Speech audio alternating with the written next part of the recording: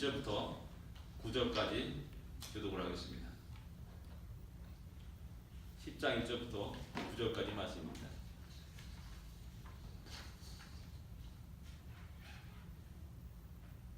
사도행전 10장 1절부터 9절까지 말씀 교독하겠습니다. 제가 1절 읽겠습니다.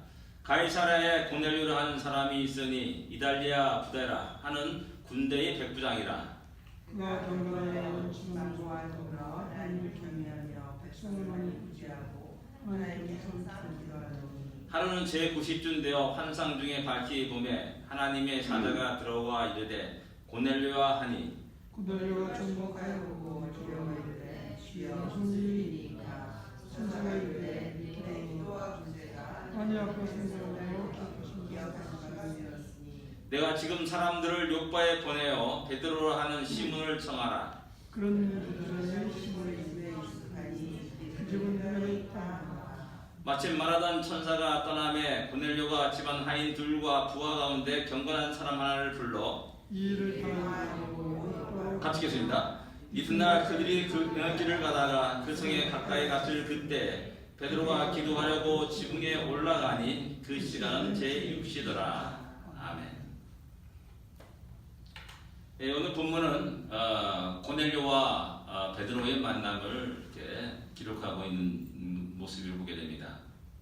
근데 이 만남이 사건이 기록이 11장 18절까지 계속되고 있음을 보게 됩니다. 상당히 길은 기록입니다. 그렇기 때문에 의미 없는 그런 기록이 아니라 하나님께서 우리에게 무엇인가 중요한 것들을 말씀하시는 그런 것이라 할 수가 있습니다. 이 두 사람의 만남은 그냥 친구와 친척들이 만나는 것처럼 쉬운 만남이 결코 아니었습니다. 우리는 성경을 읽으면서 우리가 그것을 갖다 좀 이렇게 무시하고 넘어가면서 쉽게 이야기하는 경향이 많다라는 겁니다. 다시 한번 보게 되면은 이 두 사람이 만난 것이 그냥 쉬운 만남이 아니라 어떤 혁명적이고 그 당시 교회와 모든 성도들과 이방인들에게 큰 충격을 줄 수 있는 그런 만남이라는 사실을 새롭게 발견하게 됩니다. 이 둘의 만남은 유대인과 이방인의 만남입니다. 우리 잘 알다시피 유대인들은 선민의식이 굉장히 강합니다. 그래서 하나님 택한 백성 그리고 또 이방인들은 하나님의 버림받은 백성, 그래서 그들을 만나고 교제하는 그 모든 것들은 부정한 것으로 생각하고 이야기했습니다. 그래서 유대인들이 이방인들과 함께 어떤 일을 꾸미거나 어떤 식탁의 교제를 나누는 것은 철저히 금하였고 또한 그것은 굉장히 위험한 일이었음을 우리는 잘 알고 있습니다. 그런 만큼 이 둘의 만남은 아주 큰 충격적인 사건이라 할 수가 있는 겁니다. 또한 이방인 고넬료 입장에서는 어떻습니까? 유대인들이 그런 습성들을 너무나 잘 알고 있습니다. 그래서 말합니다. 저 역시 열성문자들을 참 어떻게 감당하지 못하겠다라는 그런 말도 하고요. 독선적인 사람들이다라고 말하기도 하고요. 자기들만의 세계를 구축하면서 살아가는 그런 민족이다라는 그런 비아냥 소리를 또한 내뱉고 이야기합니다. 그래서 같이 함께 그들이 공존한다는 것이 상당히 어렵다는 사실을 우리는 알 수가 있습니다.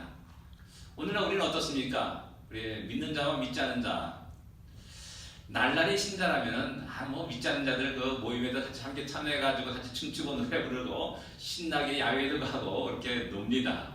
근데 우리가 어떻습니까? 조금씩 믿음이 성숙해 나가면서 그 믿는 자들과 믿지 않는 자들과의 그 모든 관계가 하나씩 끊어져 가는 것을 보게 되고요. 또 그 자리에 그런 자리에 가지 않는 것들을 우리가 종종 경험하게 된다는 사실입니다. 그래서 아마도 이 고넬료와 이방인과 유대인들 같은 그런 관계가 지금 현재 어쩌면 믿는 자와 믿지 않는 자와의 그런 모습이라 할 수도 있습니다. 그런데 이 두 사람이 만났다는 사실입니다. 그 다음에 이 두 사람의 만남은 정복자와 피정복자의 만남입니다. 이 두 사람의 관계는 각과 을의 관계입니다. 언제나 그 둘 사이에는 진장과 갈등이 있습니다. 한 사람은 칼자를 쥐고 있고 한 사람은 칼날을 쥐고 있는 상황입니다. 일방적인 겁니다. 또 더구나 이 고넬료가 백부장이다라고 말합니다. 그것도 그 당시 로마 통치의 가장 중심인 가이사라의 백부장이라고 말합니다. 그리고 얼마나 좀 무섭겠습니까? 일반적으로 고넬료는 그렇지 않았지만 일반적으로 그런 정복자의 그런 습성들은 우리가 안 봐도 뻔한 거 아닙니까? 학대하고 착취하고 언제나 위에서 명령하는 그런 위치에 있는 사람들이 바로 정복자의 모습이라 할 수가 있습니다. 구와 반대로 피적 정복자는 늘 언제나 학대당하고 또 하나 강탈당하고 억압을 당하는 그런 일들을 우리가 하게 됩니다. 자연스럽게 교만함이 그 정복자에게는 있습니다. 우월감이 그 정복자에는 있습니다. 그런데 어떻게 그 정복자가 피정복자인 베드로에게 엎드려서 절을 하냐라는 겁니다. 그 만남의 모습은 우리가 상상할 수 없는 엄청난 충격적인 만남의 모습이라는 겁니다. 결국 이 일상적인 생활 속에서는 도저히 일어날 수 없는 그 일들이 그들의 만남 속에서 나타나게 된 겁니다. 주위에 있는 사람들도 아마 고넬료의 가족들도 고넬료의 그런 행동을 보면서 너무나 놀랐을 것이고 또한 베드로 자신도 너무나 당황스러워가지고 그를 일으키는 장면을 이어서 볼 수가 있습니다. 우리 일상생활에서 이런 경우를 종종 만나게 됩니다. 상전이 또 직장 상사가 야 오늘 회식이다 그러면 어떻습니까? 끌려가는 거죠. 그냥 야 술 한잔 마셔 하면 뭐 끌려가는 거죠. 그러면서 함께 껄끄러운 만남을 이렇게 하고 있고 또 가급적이면 피하고 싶은 그런 만남들을 억지로 이어져 가는 것들을 보게 됩니다. 각각 을의 만남들 아주 피곤하고 힘들고 또 아주 비굴함까지 느낄 정도의 그런 만남일 것이라는 사실입니다. 바로 고넬료와 베드로의 만남이 그런 만남일 수 있다는 사실입니다. 그 다음에 이 만남은 세상적 가치관을 가지고 살아가는 사람과 영적 가치관을 가지고 살아가는 사람의 만남입니다. 함께 있을 수 없는 겁니다. 공존할 수 없는 겁니다. 한 사람은 로마 제국을 위하여 황제를 위하여 충성을 다하는 사람입니다. 로마 제국이 갖고 있는 힘을 가지고 세상을 정복해가는 사람입니다. 그러나 또 다른 한 사람 베드로는 하나님 나라와 그 영광을 위해서 자기의 생명과 재산과 모든 것을 들여가는 사람입니다. 오직 하나님께 충성하는 사람입니다.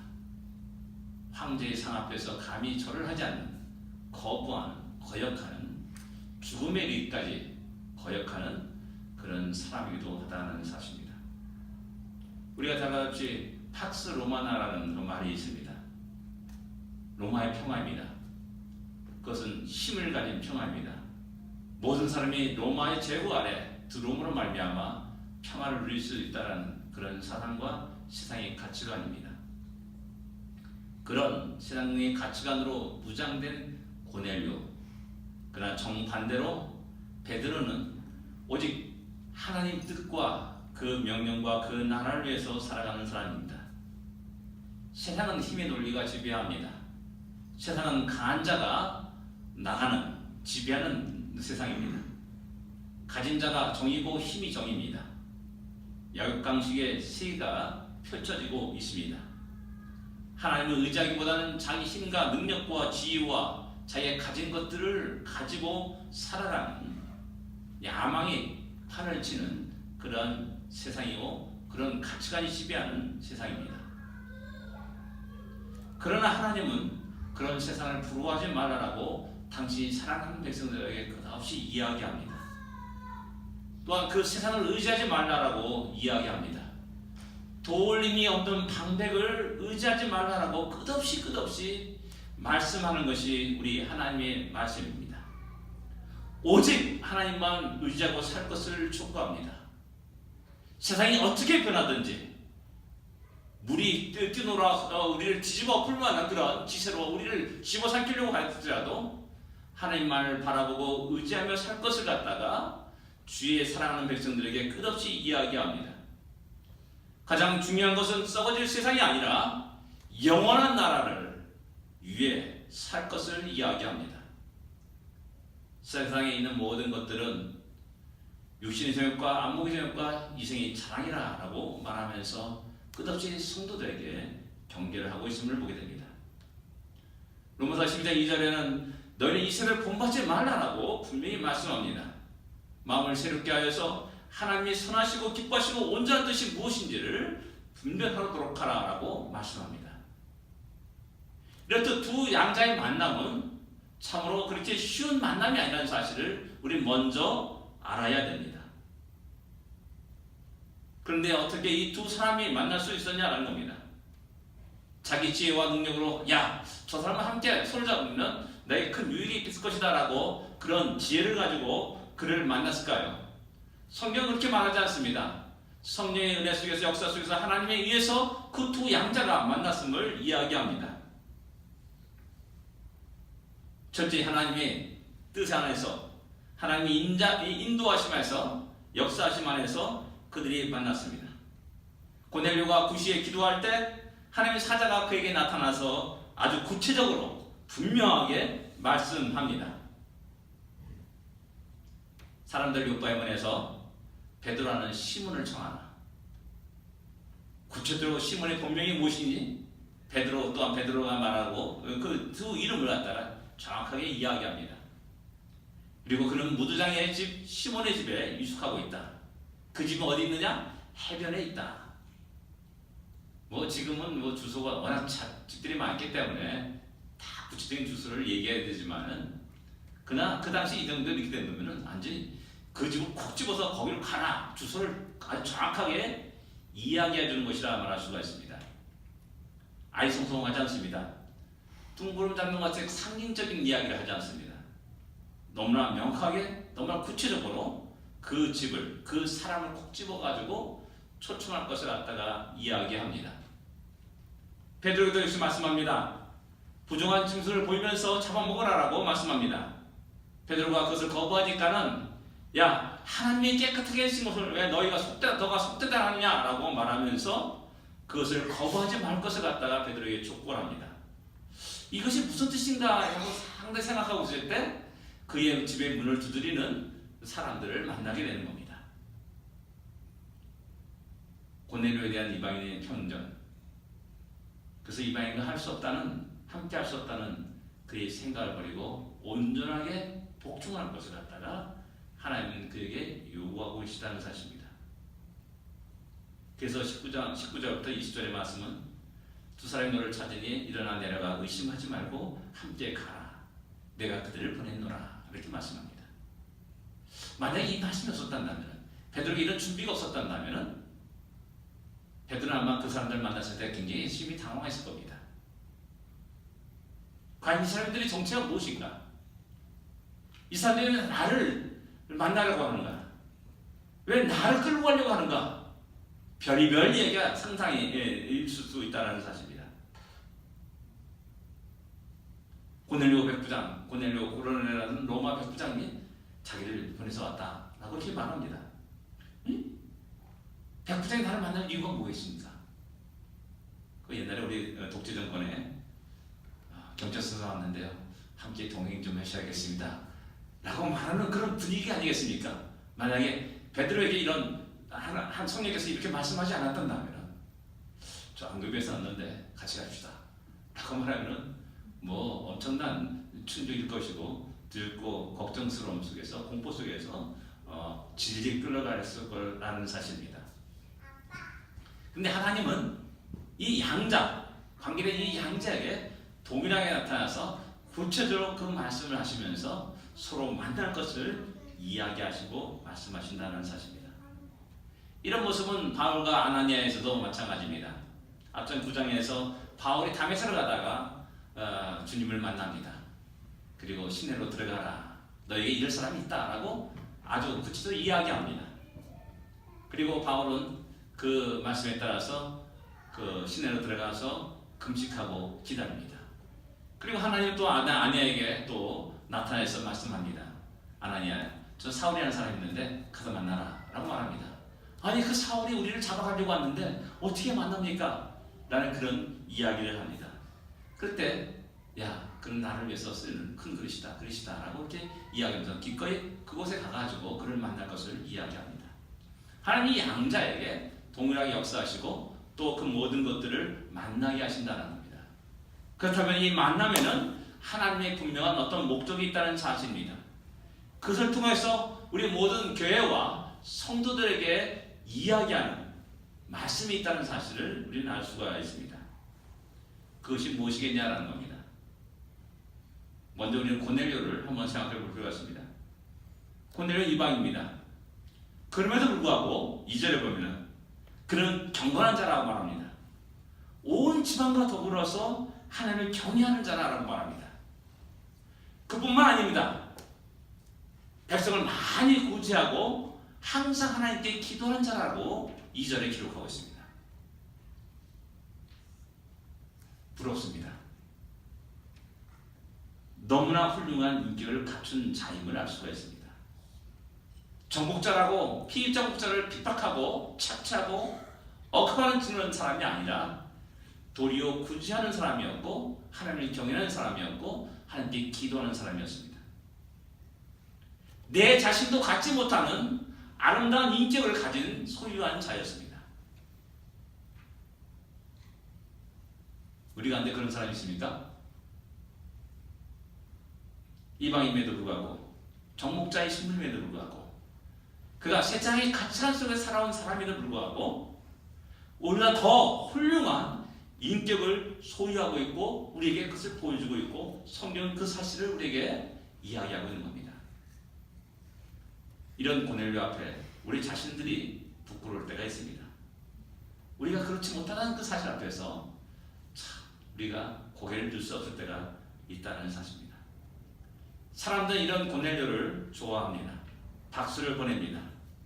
모든 신앙인들이 이런 고넬료의 삶을, 인격을 본받기를 원하고 또한 그런 사람으로 자기 앞에 나타나기를 원합니다. 우리 스스로도 역시 이런 모습으로 담기를 원합니다. 그런데 하나님 무엇이 부족하여서 베드로를 만나라 라고 말하냐는 겁니다. 그 부족한 것이 무엇이냐라는 겁니다. 누가복음 18장에 보면은 어떤 관리가 예수님께 나와서 선생님이여 내가 무엇을 해야 영생을 얻을까라고 질문을 합니다. 그리고 하나님 우리 주님은 그에게 계명을 지키라고 말씀하죠. 그 말씀을 듣고 내가 어렸을 때부터 그거 다 지켰습니다 라고 그 관리는 이야기합니다. 그때 주님이 말씀하신 게 있습니다. 누가복음 18장 22절입니다. 내게 아직 한 가지 부족한 것이 있으니 라고 말합니다. 율법을 다 완벽하게 지킨 그 사람에게 야, 너 부족한 게 하나 있어 라고 말합니다. 그 부족한 것이 무엇이냐? 너 재물을 다 가난한 자에 나눠주고 나를 따르라 라는 말씀입니다. 아무리 착하고 선한 일을 많이 하고 있는 또 많은 사람들의 칭송을 받고 박수가치를 받는 사람일지라도 부족한 것이 있다는 겁니다. 그것을 위해 하나님은 고넬료에게 나타나셨습니다. 그 부족한 것을 위해서 베드로를 청하라 라고 말씀하십니다. 그 부족한 것이 무엇입니까? 그것은 바로 고넬료가 아직 예수를 알지 못한다는 것입니다. 사성물 같습니다. 자는 것 같습니다. 지금까지 선행과 기도와 하나님을 경외하는 것으로 충분하다고 생각할 수가 있습니다. 그런데 그것은 결코 작은 일이 아닙니다. 소홀히 다룰 일이 아닙니다. 너무나 중요한 것입니다. 예수를 알지 못하는 것, 그것은 바로 하나님의 구원을 모른다는 것입니다. 자기 생각으로 유대교의 전통과 가치관에 따라서 하나님을 아끼는 겁니다. 그 구원 속에 하나님의 계획이, 하나님의 의지가, 하나님의 마음이 담겨 있음을 알지 못하는 겁니다. 하나님이 우리를 어떻게 여기고 계시는지, 야, 너 참 착하다, 의롭다, 너 천국 가라, 이런 것이 아니라 너 예수를 모르면은 나의 구원을 인정하지 않으면은 넌 지옥에 갈 수밖에 없어 라는 그런 심각성을 갖다가 하나님은 알게 하기 위해서 베드로를 그에게 청하라고 말씀한 겁니다.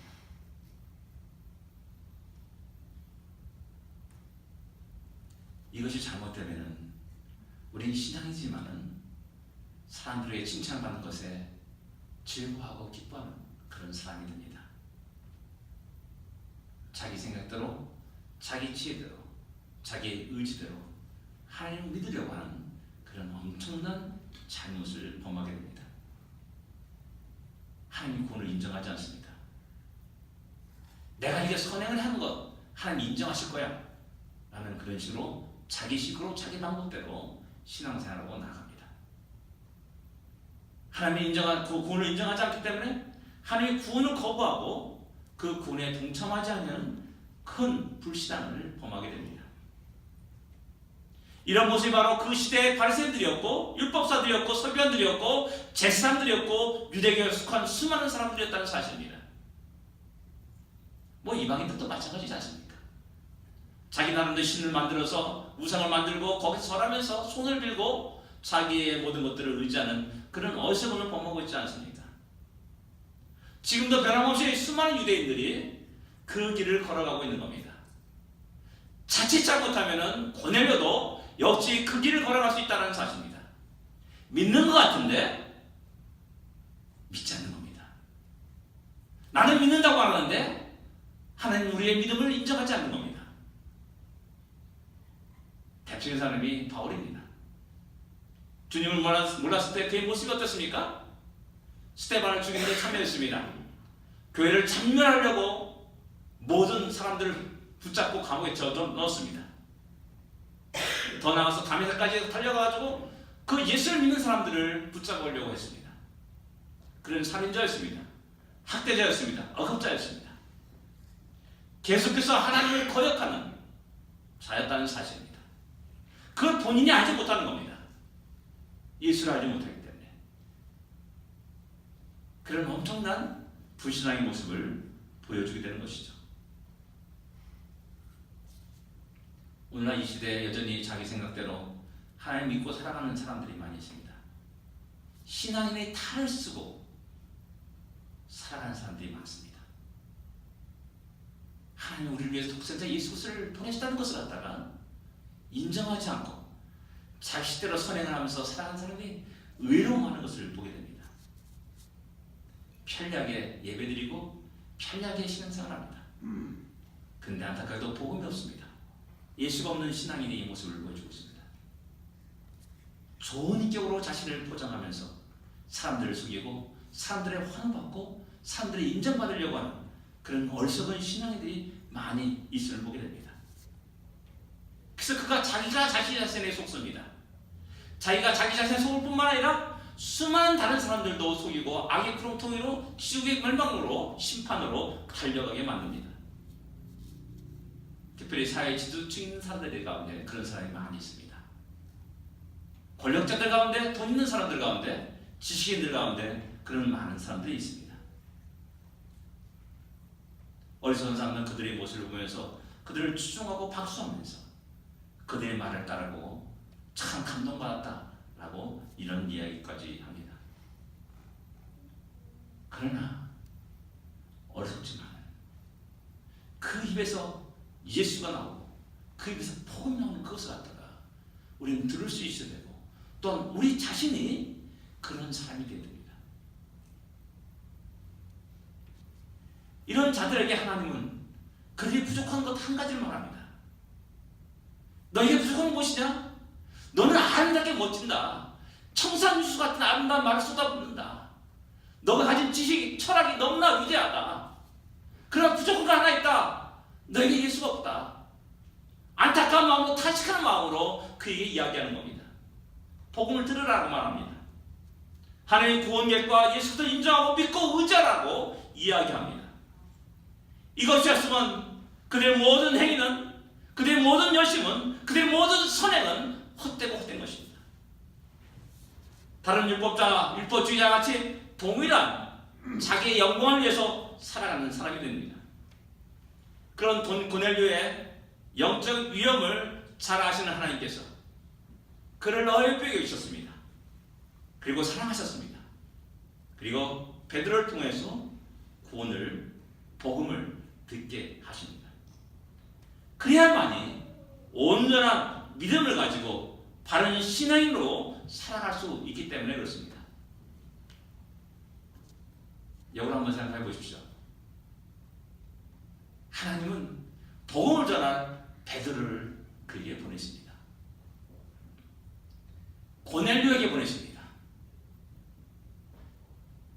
오늘 이 시대 우리가 고넬료 같은 사람에게 보냄을 받는 그런 교회와 성도가 되어야 된다는 사실입니다. 베드로의 역할이 바로 오늘날 우리 교회와 우리 성도가 되어야 된다는 사실입니다.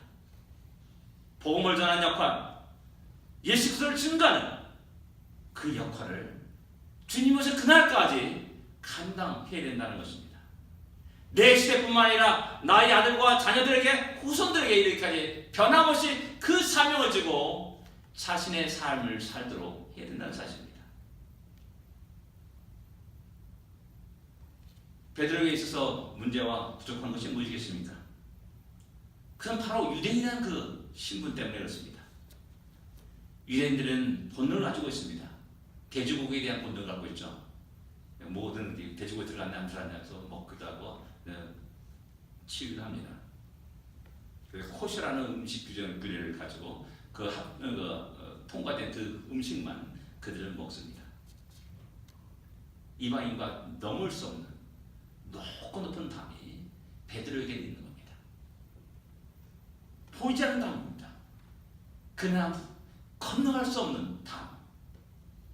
그걸 무너뜨리기가 너무나 힘든 겁니다. 오랜 신앙생활을 하면서 우리도 알지 못한 사이에 이런 유대인과 같은 고정관념과 전통을 가지고 살아가는 사람들이 많이 있음을 볼 수가 있습니다.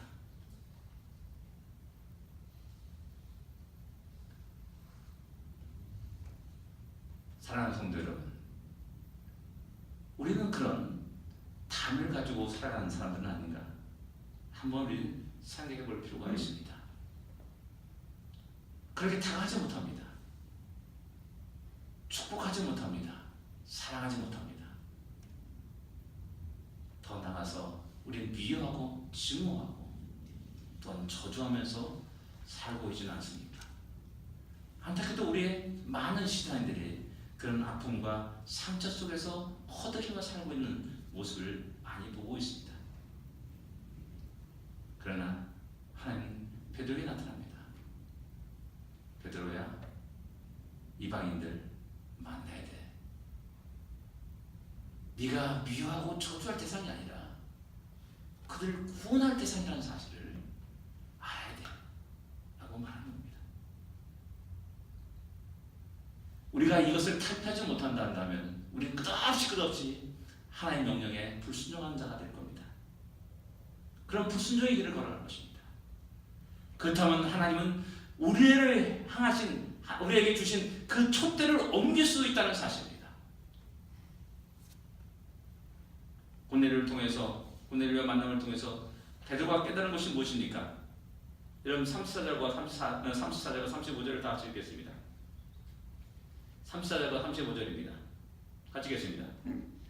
베드로가 입을 열어 말하되 내가 참으로 하나님의 사람의 의무를 보지 아니하시고 각 나라 중 하나님을 경외하는 의를 행하는 사람은 다 받으실 줄 깨달았노라. 베드로 깨달은 게 뭡니까? 이방인도 하나님 사랑하는구나. 이방인도 하나님을 경외하는구나. 이 땅의 모든 사람들이 하나님을 경외할 수 있구나 라는 사실을 깨닫게 되는 겁니다.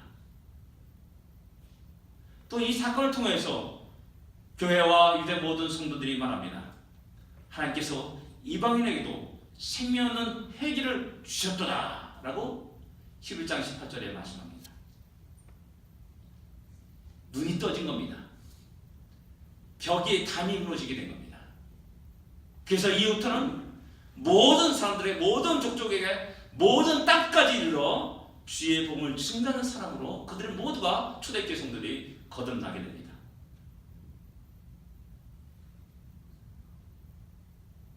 인종의 문제가 아니었습니다. 신분 문제가 아니었고 지식의 의무가 아니었습니다. 재물이 많고 적음의 문제가 되지 않았습니다. 모든 사람들에게 다가갔고 그들에게 그 복음을 증가하였다는 사실입니다.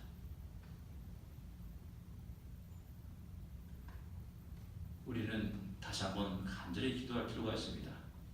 하나님 우리의 눈을 열어주시옵소서. 하나님 뜻을 밝게 알게 하시옵소서.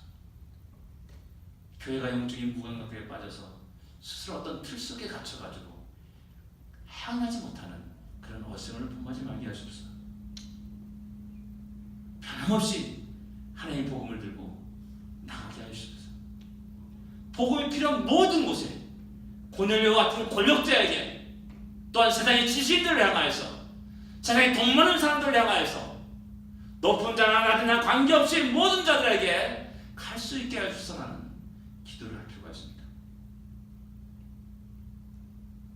어린아이들에게도 가야 되고 늙은 사람에게도 가야 되고 정신이 혼미한 사람에게도 가야 되고 지적 능력이 부족한 자에게도 가야 되고 흑이나 백이나 흑인이나 관계없이 전과자나 노숙자나 관계없이 모든 이들에게 봉을 두고 나가야 된다는 사실입니다.